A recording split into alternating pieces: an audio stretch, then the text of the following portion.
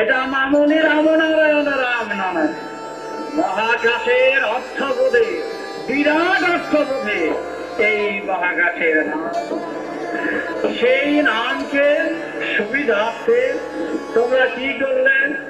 এই দেখো বিনা যন্ত্রে সুর দিতে শুরু করলে। এই মূলাধার থেকে সহস্রারের সুরধ্বনি যখন তুমি আপন মনে বাজাবে, এই দুঃখময় জঞ্জালময় সমাজে সংসারে, যেখানে ক্ষণিকের মেয়াদ আয়ু, জীবন অবসানের ডাক সবারই আসবে, সেখানে আর এই কয়দিন শুধু তালি দিয়ে দিয়ে আর কতকাল চলা যায়? মহাকাশের মহান উদ্দেশ্যের সাথে যুক্ত হয়ে আমরা যদি সেই সুর বাজাই, যে সুর বাজারে আমরা সুরের ধ্বনিতে পড়িব, সেই সুরের লালসায়, সুরের বাসনায় কামনায় আমরা আত্মতৃপ্তিতে, গভীর তৃপ্তিতে, গভীর ইনারের সুরে সুর দেব অনন্ত সুরের সাথে।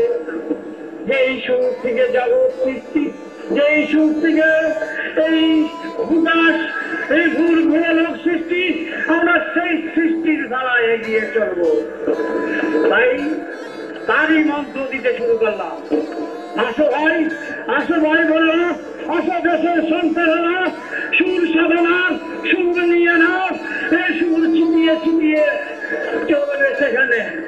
তাই তোমাদের কাজ কর্তব্য, সব কর্মীরা কর্মের সাধনায়, কর্মের প্রেরণায় তোমরা এই সমাজের বুকে কর্মের ধারায় সবাই এগিয়ে চলো। সমাজকে দেখো, দেশকে দেখো এবং নিজেদের দেখো। আপনি সবাই সাথে সবাই যুক্ত হও। এই যুক্ত হওয়া মানে শুধু হিত বলতে হবে না। তোমরা বাজাও যে এই মন্ত্র দিয়েছি কেন? এই মন্ত্র আমার প্রসার বাড়াবার জন্য নয়, শিষ্যের মাথায় হাত বুলিয়ে পয়সা রোজগার করার সেটা নয়।